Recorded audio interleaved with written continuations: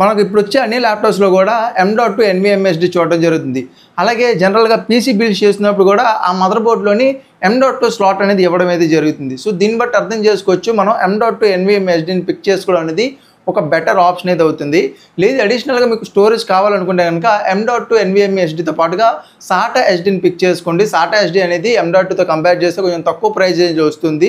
Speed కూడా కొంచెం తక్కువగా ఉన్నప్పటికీ ఓవరాల్గా మీకు బెటర్ ఎక్స్పీరియన్స్ అనేది చూడడం జరుగుతుంది.